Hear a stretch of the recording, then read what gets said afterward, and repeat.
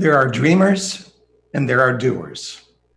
The dreamers think about and fantasize about a different kind of life, a meaningful life, a more fulfilling life, something that is more in line with their own basic purpose. And then there are the doers. The doers take those dreams and put them into action. And a doer is our guest for today, Pete Bombaci. Let's take a look at what he's built.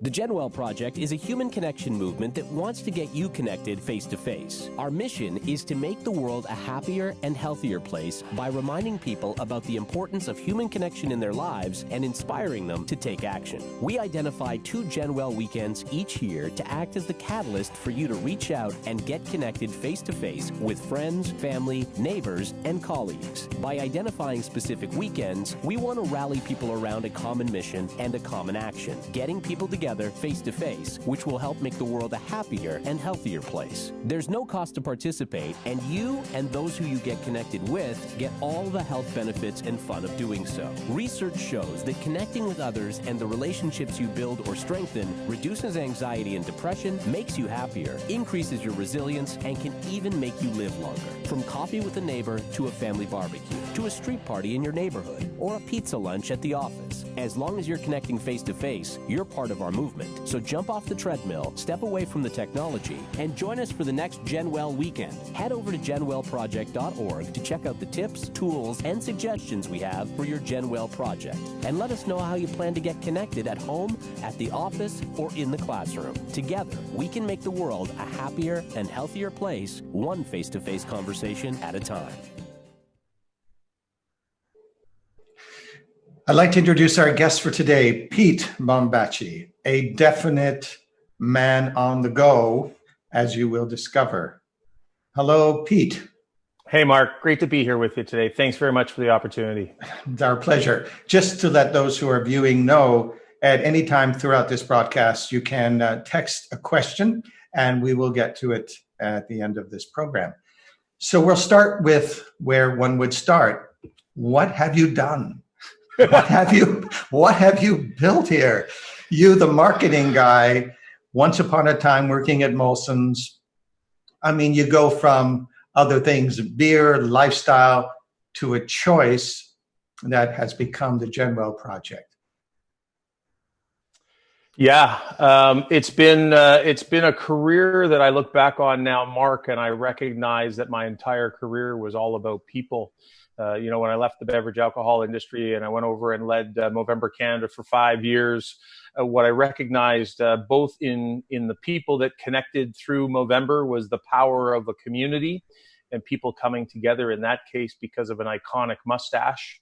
But even when I was back in the beer industry and whether it was a sales guy or a marketing guy, recognizing the smiles on people's faces when they gathered with friends, family, neighbors, colleagues in the community, in bars, in restaurants. And really all of that led to recognition of, wow, there may be something here. And when I dug a little deeper and certainly speaking to health experts in my time at Movember, what I heard was a lot of people say, hey, this is really important, but nobody knows about it. So that's what led to the launch of the GenWell Project. Well, you can talk about connectivity and people will go, yes, I'm in touch with, and then suddenly the GenWell Project goes deep into benefits of a one-on-one, face-to-face experience, which people might take for granted and say, of course, I'm on the phone, I Zoom, I Skype, why connectivity? Aren't we doing it anyway? Why are we creating a project around it? So the connectivity thing, in terms of why that particular solution to which grew into and has grown into areas of happiness, mental health, that's another leap in itself, isn't it? Yeah, really, and really the baseline for launching the movement was the understanding when I went and did some research that now the research shows that spending time with other people and the relationships that we build from it are not only they reduce anxiety and depression, increase empathy, compassion, resilience, strengthen our immune system, our self-confidence, are the single largest indicator of happiness in our lives. And what's incredible is that it can increase your chances of living longer by up to 50%. But the catch is that none of us were ever educated on this, because until the early 2000s, we didn't need to teach people about the importance of human connection. When mom and dad came home, they washed the car and cut the grass themselves, and there wasn't 6-foot wooden fences. There was 4-foot wire mesh fences so that you talked to your neighbor and you connected with coffee on your front porch instead of the big back porches that we build today. And kids used to be on the street playing kick the can, hide and seek, ball hockey, basketball, whatever it was. We all just had a slower pace. And since about 2005, which does correlate with the launch of the cell phone, having that 24-hour connectedness, our lives have sped up, and we're spending more time disconnected from one another than ever before. So when you put those two pieces, the research is clearer than ever before. It's critical to our health and happiness, and the fact that we're doing less of it than ever, and now waking up in the middle of a pandemic, I think that combination really reinforces why we need a human connection movement today, and that's what the GenWell Project is all about. And wasn't there a recent Harvard study that reinforced this thought about the power of connectivity and its value to mental health, happiness? It's not just an obvious, there's actually measurement here or some actual evidence-based conclusion on this? Oh, yeah, and a lot of this research has come out really in the last 15 and 20 years. But 2 weeks ago, Harvard came out, and it's Massachusetts General Hospital, a researcher who's at Harvard, came out with the single largest preventative action that we can take to avoid depression is spending time with other people. Incredible. So the information and the research continues to come out, and we'll continue to add and layer that information into the communications that we put out on social media every day, because our goal is to get people to start building these healthy connection habits today and not waiting for, I'll say, the next crisis, but we're in one already. But there's more to come with the economic impact of what's going on right now, plus the health impact. And we all need to recognize how important human connection is to get us through this. Well, understood. When you talk about connectivity, people would go, yes, a good idea, and there's a message. But you actually have a program. It isn't just putting out the message, love one another, stay connected. And I see the love on your thing there appropriately. But the connectedness, there's actually a way to get people to actually connect rather than just share the idea of it. You actually have a program. Well, it's so what funny. is the program? Yeah, so it's really interesting. When we started this campaign, this movement, it really was focused on 2 weekends a year when we wanted to be the catalyst that got people to take action. Pre-COVID, most of us were too busy to actually make the time to connect with the people that would make us happiest and healthiest. So we wanted to be a catalyst that actually reminded people once in the spring and once in the fall. Suicide rates are highest in the springtime, and there's other things that lead to challenges in people's lives. And then secondarily, when we come off those summer schedules, we get into the fall, and we can see it right now. School's back in, traffic's busier, agendas are busier, rushing kids around. It's a little different this time around, but we're still more disconnected than ever. And those two occasions were really about removing the stigma about connection. We weren't connecting because you had a mental health issue, or connecting because you were a senior, or you were struggling with technology, or maybe you had an addiction problem. We were trying to create occasions that allowed people to celebrate human connection because they understood the positive impact that it had not only on ourselves, but on the people around us. And by creating these weekends and not making celebrations around occasions that are negative or fear, based in the sense of, we're celebrating awareness of this issue or that issue, but let's celebrate the issue of a proactive movement that we can all get involved with, because it's not about you got an issue. It's actually because you believe in human connection as a part of living a happy and healthy life. Mm-hmm. And you have these twice annual events, have had them. But on a day-to-day, if one is part of the project or registers as a member, what do they do? How does that work in terms of stimulating, reinforcing, encouraging connectivity the way you describe it? Well, the interesting thing is, since the advent of COVID-19, we've stepped away from our weekends for the time being because we no longer need to be the catalyst. We're all waking up to a catalyst about the importance of human connection in our lives because we are being isolated in our homes 24/7. We're getting a little more open now, and people were able over the last few weeks to get out and see people. But our focus now and our role as a human connection movement is no longer about being a catalyst during COVID-19, but being an educator. We launched a campaign in May as COVID-19 started to really sink in, called Just One More. And our weekend was focused on getting people to think about the just one more person that they could reach out to and make a difference in the lives of people. Too oftentimes, I think we put giving in the context of money, writing a check and sending it off and being done with it. Well, the opportunity right now that we all have in our homes, on our streets, and in our communities is to make a difference in the life of somebody else just by making a phone call, just by saying hello on a street, because we are all struggling with the ups and downs that go with this COVID-19 pandemic. And then just recently, for the month of September, we're focusing on Show Us Your Bubble. Because our bubbles have been there for us over the course of the last 6 months, whether they were there in place, whether we had to build them, or whether we had to reach out for and ask for help to build that bubble that would support us. And as we look ahead, our bubbles are going to become more critical than ever before. So the way that people can support the movement right now, outside of a GenWell weekend, is really take our message, share it with your friends, your family, your neighbors, share it on social. We are not an anti-tech campaign, and social media is a great way to get this message out quickly to everybody across this country and around the globe.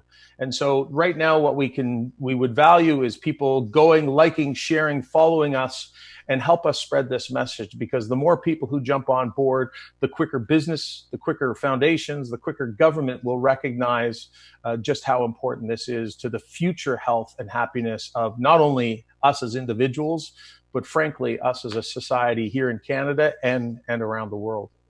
Indeed. And I mean, I know there's been efforts by the government, participation and things trying to get people doing, connecting and so on.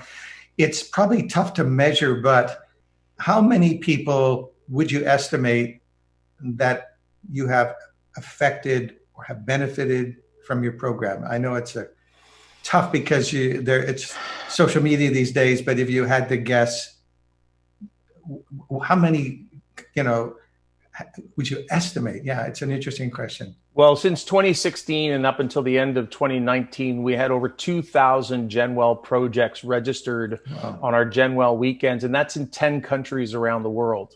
The majority of those certainly happened in Canada and most of them in the GTA, but we are literally around the globe, from Australia to Japan to England to the United States to Belize to Italy to France.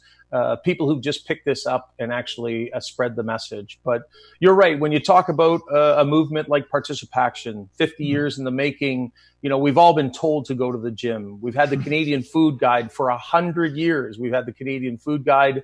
And now it's time for a human connection movement, because the research clearly shows that human connection is as important, or maybe even more important, than our physical health, exercise and nutrition. So important for us to all hear this message and start taking action.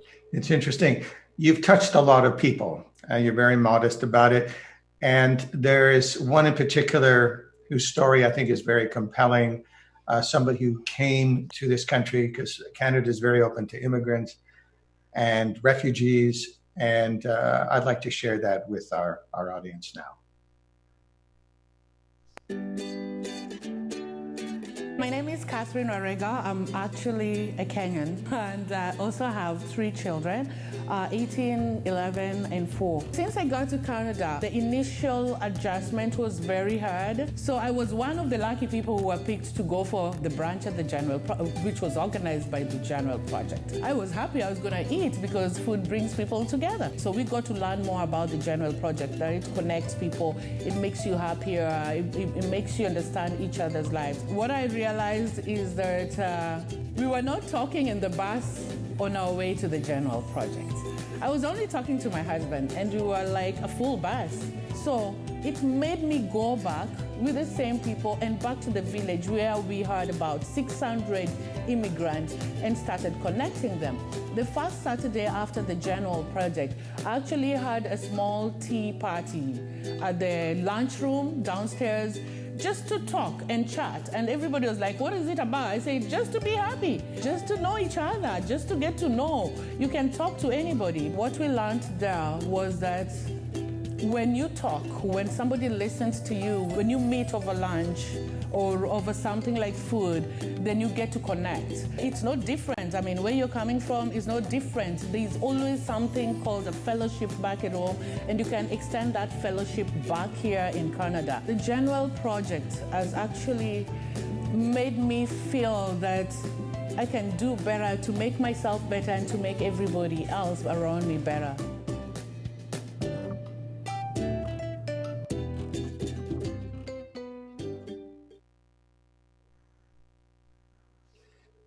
Very moving, quite a woman, and quite an acknowledgement of the work you do.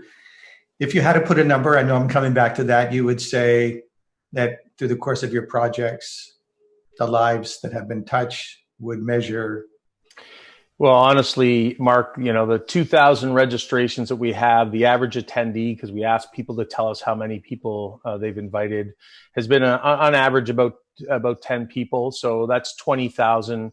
The number, we've got a couple thousand followers on most of our social platforms. And the number of emails that we get from people on a regular basis just to say thank you for doing, from teachers, from mayors who supported us across the country.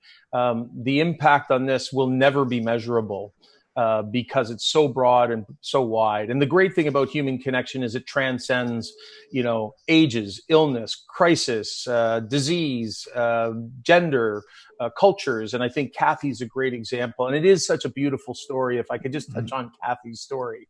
When I met Kathy, she was living in a hotel as a new immigrant to Canada.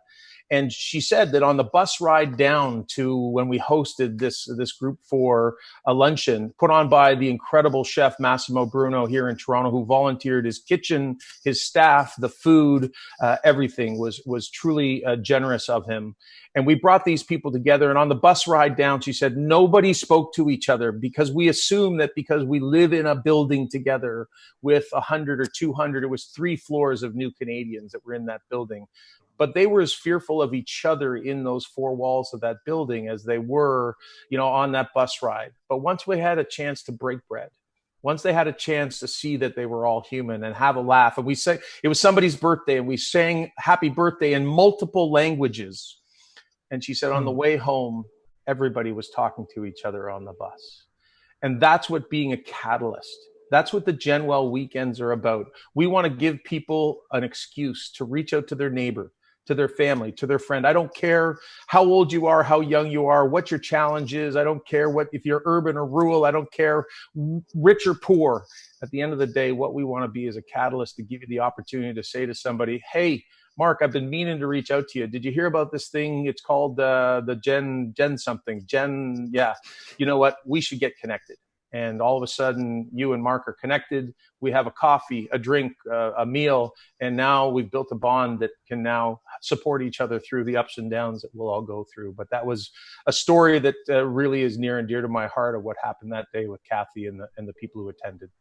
It's beautiful. But there's a parallel story to the GenWell story.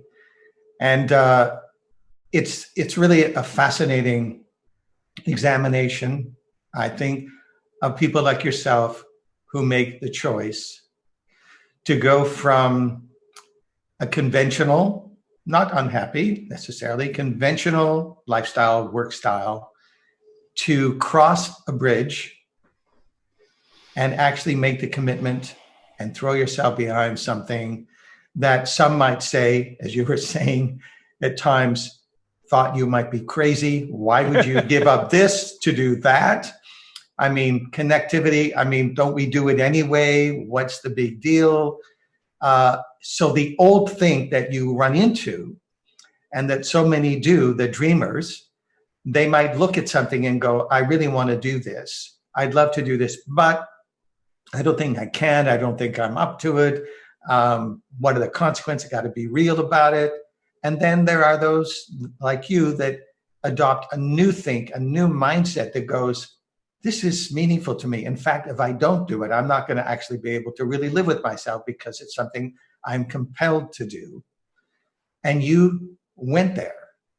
And the question is, other than interest in, curious about adopting the idea of connectivity as a solution, you went further.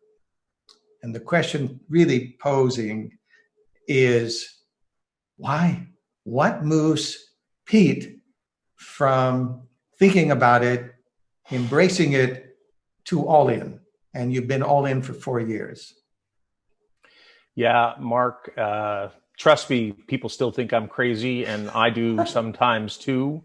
But I think, when I went from for-profit working in the beverage alcohol industry, where I did a lot of volunteer work because I believed always in helping other people who were less fortunate, but I had the opportunity to go over and run the Canadian campaign for Movember for 5 years, and that really changed me. It really validated. I oftentimes thought that you had to be one or the other. You either had to be gunning for greater success, greater status, more money, more stuff, or you had to be in cause. You had to do, good. And what I recognized in my time at Movember is that, wow, does it feel good to wake up every day helping people? And you can make a living. You can create a lifestyle that's sustainable and create a great life for yourself, but maybe even more powerful because it's meaningful. And that's what certainly kicked off. I talk about my addiction to helping other people, and that's what I'm fulfilling every day. And the first couple of years I was working while I was getting this thing up and running, but the last 2 years have been exclusively focused on the movement. And fortunately, we've got corporations that are bringing us in to speak to their teams. We've got community groups, we've got schools, all reaching out and saying, how can we help? What can we do? Can we support you? Businesses paying us to speak and or considering partnerships like our good friends at JP Wisers. Everybody wants to be a part of it. And we really are at the tip of the iceberg as people become more aware of just how important this message is to all of our health, our happiness, and really about the empathy and compassion that we have for one another in this world. Well, it's a beautiful sentiment and critical now more than ever. And it's just interesting because when people listen to you, when people listen to your good friend Serena, who we had on last time, and we asked them, and people like you, why? Often the conversation stops with, well, I was very compelled, or I felt connectivity, or whatever would be a good thing. But the question that doesn't get asked, which is why I'm asking it, is it's one thing to have this passion. You still have to make a choice. You still have to go, I'm ready to give up something to get something.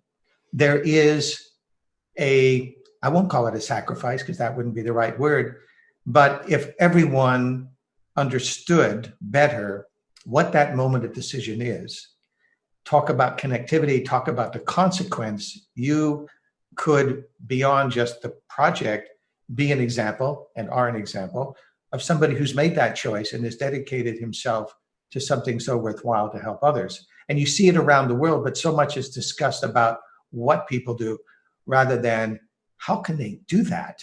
I know people, like you say, think you're crazy. We've run across people through the work that we do all the time that are outliers. They've just gone for it.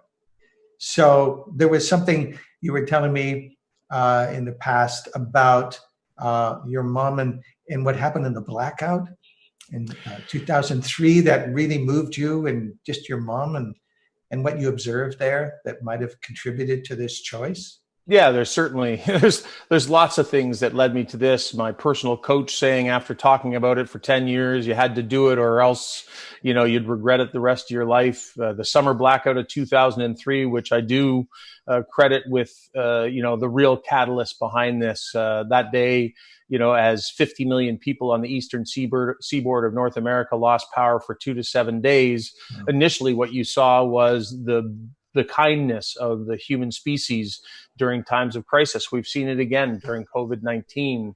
But later on that night, after we got home and we checked on our loved ones, what I witnessed was a backyard barbecue, because I was at a friend's house with lots of neighbors and people coming out. And at about 9 o'clock that night, I walked out on the front porch, and on a street that you'd normally be afraid to get run over on, it was packed from side to side with kids and bicycles and footballs and drinks and hot dogs, and people were connecting with the people that they drive by most days and just give a quick wave as they rush off to their next meeting or their next scheduled event with their family. And the reality is, what I recognized that night is what we need are catalysts, because we live in this fast-paced, distracted, and pressure-filled world. We need somebody to say, hey, this weekend, we're all getting together, because when we all do something, like we're all going through COVID-19, we're talking about the fact that people are talking to each other on the street. Loneliness levels haven't gone up during COVID, which is amazing. Wow. Because we're more isolated. But really what's happening is we're actually talking to the people closest to us more often than we have in a long time. And so there are silver linings coming out of COVID-19, and it might be the heightened awareness that we all have in that we need each other. But the other story that you were mentioning is my mom grew up in Northern Ireland in the Second World War, and she always told me about the way people got through challenging times. And in the Second World War, it was all about your neighbors and coming together, whether that was food, whether that was shelter, whether that was childcare, whether that was work, finances. You know, somebody had a baby and needed to build on a new addition on the house. People came together. We've lived in the greatest growth era in the history of the world over the last 50, 60 years. And yet at the same time, we created the most individualistic society in history. And now we're waking up because we're going through a crisis like the pandemic and going, hold on a second. I actually need my neighbor. I have to trust him to do the right thing for COVID-19. We are all in this together. We may be experiencing it differently, but I think more so than ever before, we're waking up to the reality is that we do need each other, whether that's our families, whether that's our friends, our colleagues, our neighbors. We are in this together, and together we can make the world a happier and healthier place if we can get people connected and building that human connection that creates the empathy and compassion that makes it better for everyone. Indeed, and one could even argue that that's a silver lining, if there is one, for this whole situation. But given circumstances and given an organization such as yourselves that is trying to do the right thing, driven by somebody who is definitely committed to doing the right thing every day, every hour, what kind of challenges, if it's so obvious to connect, if it is helpful to, you feel better, you're more productive, you're, less depression. I mean, the obvious things that you're stating, and people know when they get together and the good times, they feel great. It's an uplift. That's what some of the people even are experiencing. If there is any kind of isolation, oddly, at this time, it's people can't go to work and work with people. They enjoy that community. Students on campus, we're hearing going, I'm missing the connection. As much as we try social media, it doesn't replace it. But even so, to build an organization such as yourself, a global one, what are you facing in terms of challenges? If the solution is simply getting out, reaching out, one more, a phone call, dinner, knocking on the neighbor's door, what do you run into as an organization? Yeah, I think the greatest way to answer that question is to quote Dr. Quam McKenzie at the Wellesley Institute in Toronto, who I met with about a year into my journey with the GenWell Project, who said to me, Pete, you're going to be very successful with this movement, but you need to know one thing.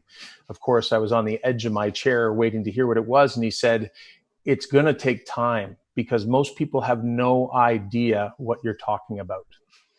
And he was right. And I don't know what his timeline was. And I don't think he or I had the idea that a global pandemic may be the greatest awakening we've ever had to the importance of human connection. But I think a lot of us took human connection for granted, because what the research shows that it's not just those deep relationships that we have with close family and friends that make us happy and healthy, but it's the casual collisions that we have each and every day, whether it's with the Starbucks barista, whether it's with the postman, whether it's with the neighbor across the street. Some you know, some you don't know. I will point out that 50% of Canadians don't know their neighbor's name. Only 34% of us actually feel like we have a relationship where we could ask for support or help. So we aren't we are taking the relationships that are all around us for granted. And I think the COVID-19 experience may have awoken us to just how much we need each other. So that's number one. And then really as a movement that is, I'll say, ahead of the curve, new thinking, as the Global 8 approach speaks to, at the end of the day, we are talking about something that we've never been educated on. We were told to go to the gym and we were told to eat better. If you were really advanced, you were told to become a vegetarian and you were told to do some mindfulness practice. Those were really progressive.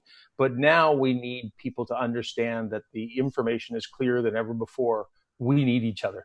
And I don't care if you're talking about in the four walls of your house, on your street, in your neighborhood, at the office. The number of people who've said to me that they miss the water cooler, the lunchroom, the coffee machine at the office. We didn't recognize how important those casual relationships and that, hey, how you doing? How's the game? Hey, what about those Leafs? Hey, what about the Rappies? And by the way, they won last night, so let's go Raptors for Game 7. But, the reality is most of us weren't taking those relationships seriously. And so, if we can get more businesses, if we can get to recognize that importance and extend this information to their staff, if we can get government on board, if we can get individuals to share this message with their communities, the faster we can get this, the greater impact that we can have. Because I really do believe, Mark, we have a freight train coming down the line right now with the challenges that people are going to face, not only with the health crisis from COVID, but the economic impact of a global shutdown. We are going to need each other, like my mom told me, more than ever before. And if we can actually help people truly recognize how important these connections are for their health, their happiness, finding solutions and building the resilience, we truly can make the world a happier and healthier place before we get to those next challenges.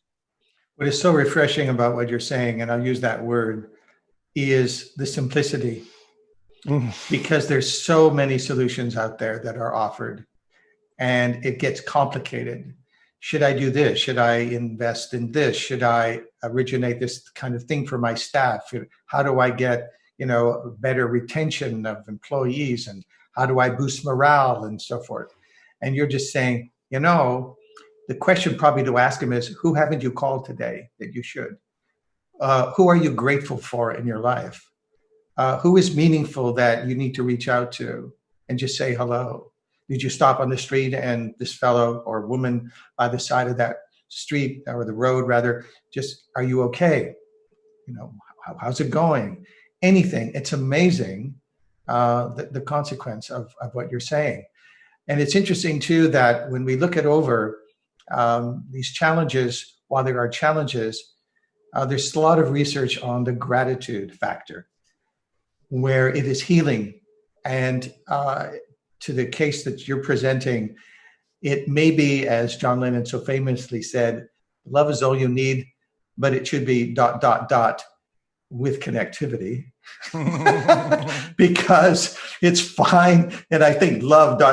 you know what I mean? It's part of it and it's fine, but you still have to reach out and touch someone. That's an old Bell Media campaign years ago, but it was powerful. I have a question to ask you. Yep.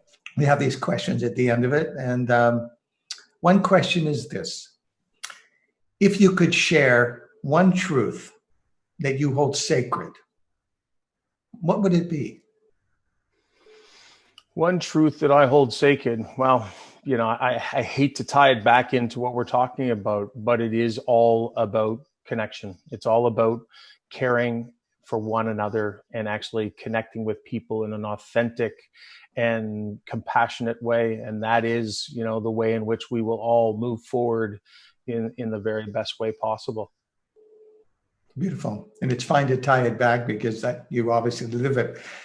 Here's another question for you. If you could change one thing that you believe would have the most impact on communities or around the globe, since you're out there, what would that be?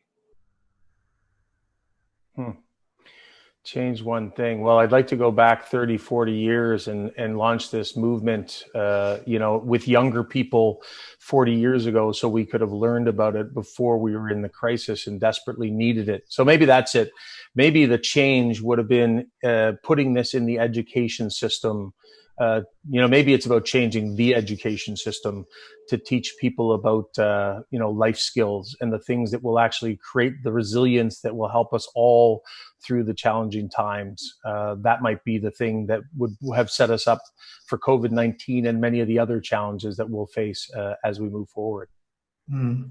And if you were to paint a picture of the future when connectivity has been adopted, where your project is making strides globally, as it is starting to do, it's on that curve. What does that world look like? It's funny you should ask that question, because I had a conversation with somebody last night, and they said, so what's the longer term vision coming out of COVID-19? And I think back, and again, my mom and dad, who used to have, whether you call it a kitchen ceilidh or people over, we entertain in our homes half the time we did in the 1990s today.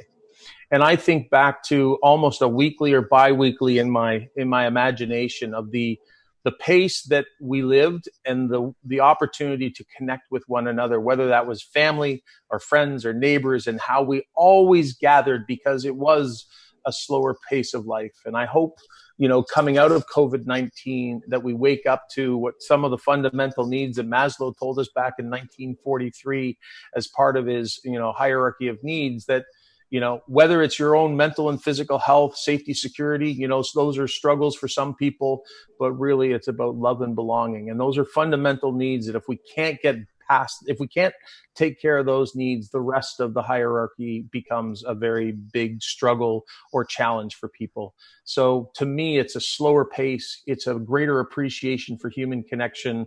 And it's more beautiful moments that we will put on our own human highlight reel, not on Instagram, but on our own human highlight reel when we sit on our deathbed at the end of it and say, hey, Mark, thanks for all the amazing times that we had together, because those were some funny times. Hey, remember when you were playing guitar and I was standing on my head and we sang that song? Those are the moments that I think we'll all remember the most. Absolutely. I like to take this time here because we've got some questions coming in, and we'll come back to this, but I'd like to, there's a lot of questions here. So, here's one. How does an individual sign up? How do they actually connect with you? Speaking of connection. Yeah, it's a beautiful question. So throughout the course of the year, really signing up is about following us on all our social platforms or signing up for our newsletter at GenWellProject.org. We want to be the catalyst a couple times a year. As I said, right now, we're really focused on our message of show us your bubble. So if you've got a bubble and you can take a picture and share it, we want to inspire people to become more conscious of how that bubble is playing a role in their life, both today and, in the past 6 months, but also as we move forward. It's really about educating people through visuals and engaging people in that, so they can support the Show Us Your Bubble campaign on Instagram, or they can sign up for our newsletter, stay in tune. And when we get back to face-to-face interaction, then we'll start going back to our catalyst of reminding people, hey, I know we're out of COVID-19, but don't forget, we need to stay connected, because those connections are what will keep you happy and healthy as we move forward.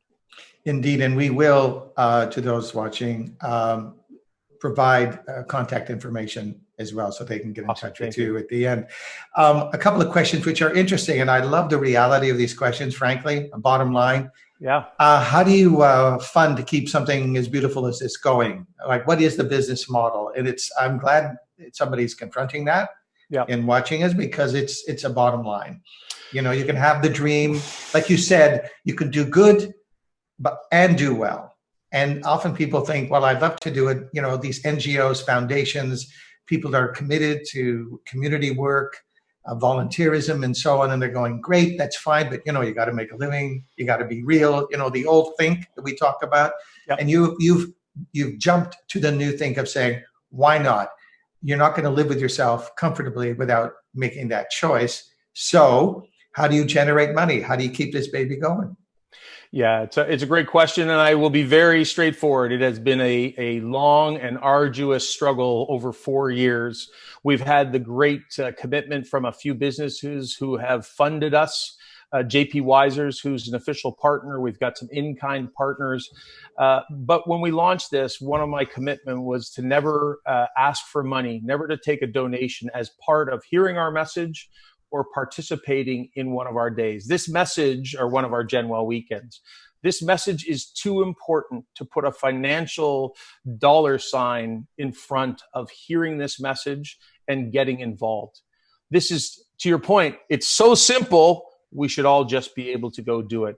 I believe that by doing the right thing each and every day and following this passion of launching this movement around the world, that businesses would see the opportunity of partnering and sharing this message as a leadership component of their, whether it's their corporate social responsibility, or maybe it's even in educating their staff about the importance of human connection. That's what we do a lot of speaking right now with businesses. So, there's lots of different ways for people to get involved. If you believe in the movement, you can make a donation. We're a charity partner to the Framework Foundation, who are beautiful people that are all about connecting the world.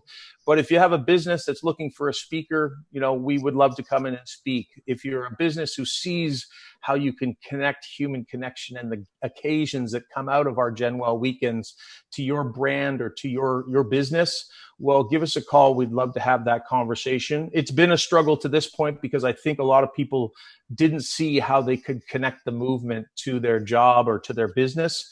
Now, I think people are starting to see much clearer that, if you're a grocer, the opportunity to get people together is when people eat the food that you make. If you're a packaged goods company, if you're a board game company, people come together and use your products. So let's talk about how we can actually put your brand at the center of the occasions, not making you the center of the occasion, but making you a part of helping people create those occasions that make them happier and healthier. Exactly. A question here. If you could wave a magic wand and have anything happen for GenWell right now, what would it be?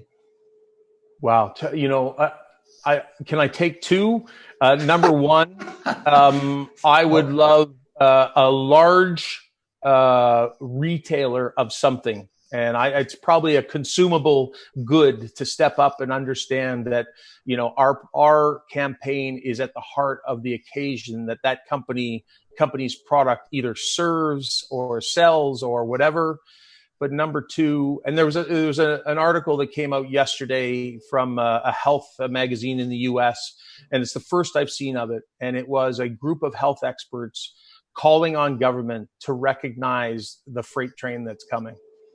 Talking about mental and physical health and the role of public health, whose role is to be at the front of these freight trains, to get people thinking about things before we're sitting in the hospital. John Tory said to me, we were shooting some video with John 2 years ago, Mayor Tory, and he said, Pete, the great thing about what you've created here, it's a people's movement, is the fact that we can no longer wait for people to get sick. The government, and this is pre-COVID, the governments are tapped. They're tapped even more now. The health systems are bursting at the seams. We have to move forward. We have to swim upstream and get more preventative.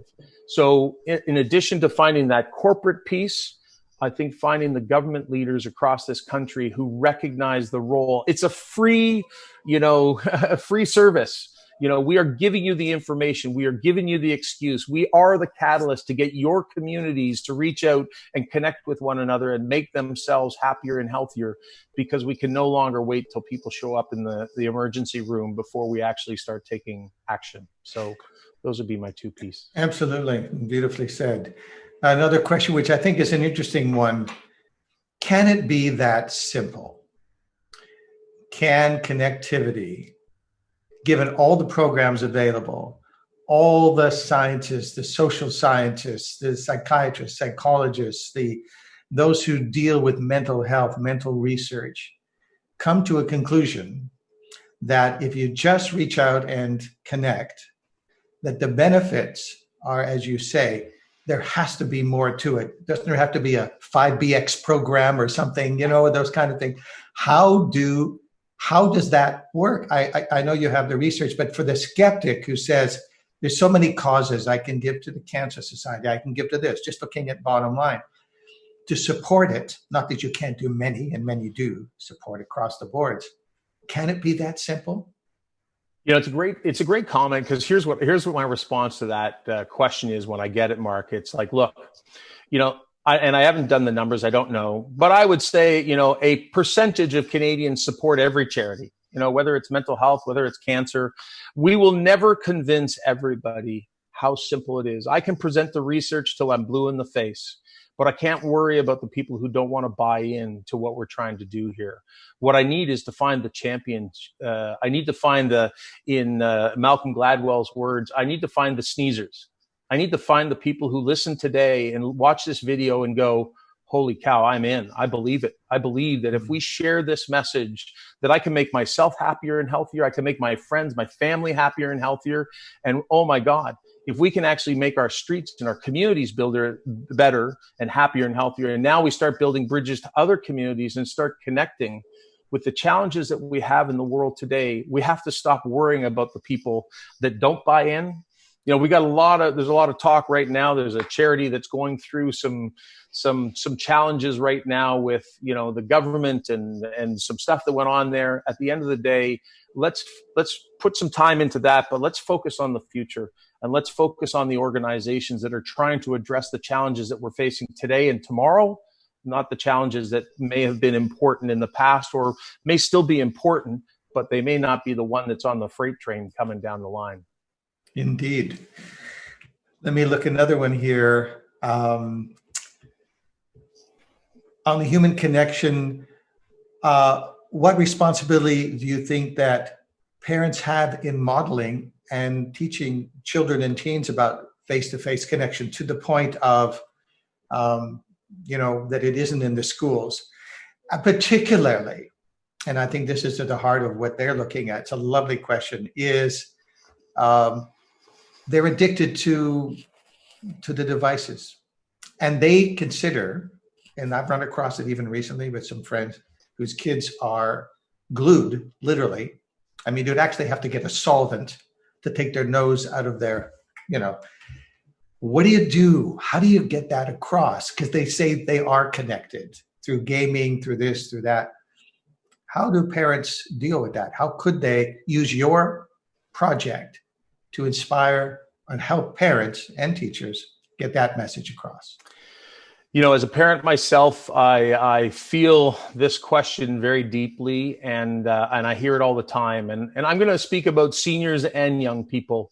Mm-hmm. You know, a lot of people, when I launched this movement, said, Pete, isn't this just a seniors campaign? And I said, look, telling seniors that they're lonely and isolated doesn't help seniors. It's actually the rest of us that need to hear this message so that we make the time to go visit our seniors. Yes. You know, somehow 20 years ago, we got the great idea that outsourcing our seniors to third-party caregivers was a solution.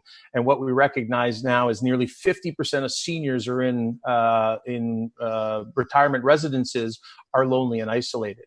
Mm-hmm. You know, on the young side, you know, we've tried for now going on nearly 20 years to say to our kids, put the phone down, put the phone down. Put the phone down, put the iPad down, close your computer, turn that TV off. And in the famous words of Dr. Phil, I would say, how's that working for you?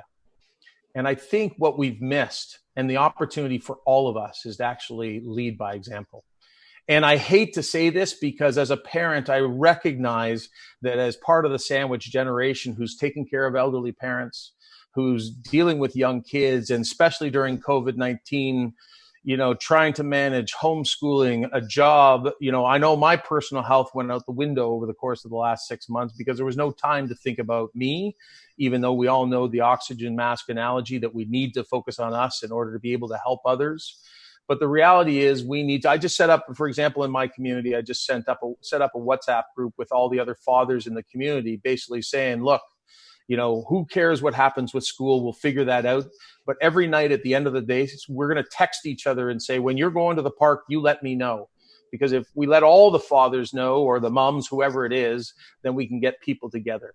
And so to me, the challenge for us all as parents is to actually take the leadership role and inspire and create the occasion and lead by example, because the other option, we're not an anti-technology campaign. Technology is here to stay. Telling kids to not do that is not is not the solution. And we do know that some of that connectivity through a game or other things isn't bad. A certain amount of social connectivity through social media platforms and gaming isn't a bad thing. This isn't an all or nothing situation, but I think the opportunity to inspire young people to recognize, and what we need to recognize as parents, one last thing, is that when we grew up, we didn't have all these distractions. We were lucky. At the end of the day, you were so bored out of your tree, you'd actually play on the street. You'd actually kick the can or hide and seek or tag or whatever. The reality is kids today have so many other distractions. So we, as the people who understand how it used to be, who understand the benefits and how we grew up, are the ones who need to lead by example. And I think there's a great opportunity for all of us, if we can, because we are living in a busy, fast-paced world, find the way to collaborate with your neighbors, with the people on your street, and actually say, hey, can you take them out tonight? Can you take them to the park? Can we set up a soccer game, a baseball game? Of course, using proper physical distancing and all the things that put us in COVID-19.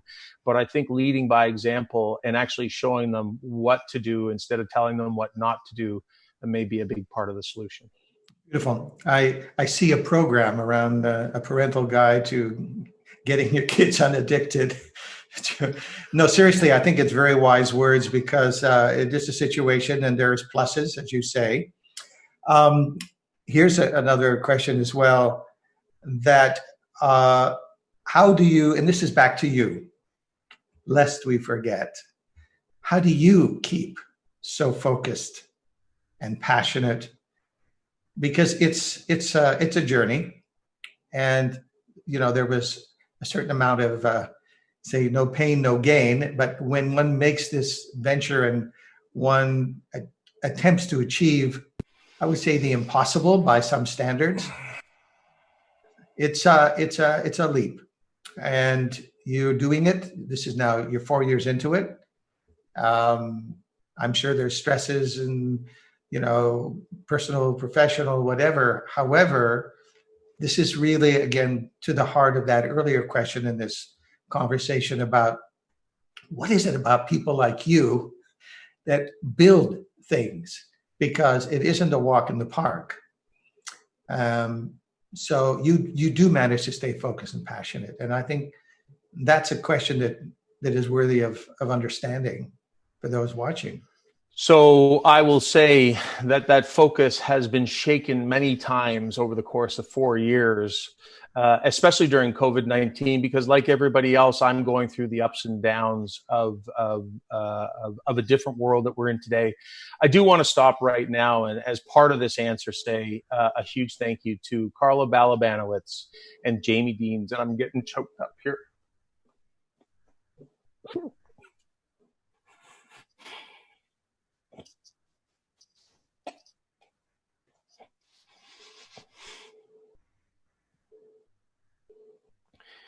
This has not been easy, but there's been people who time and again step up and say, what do you need?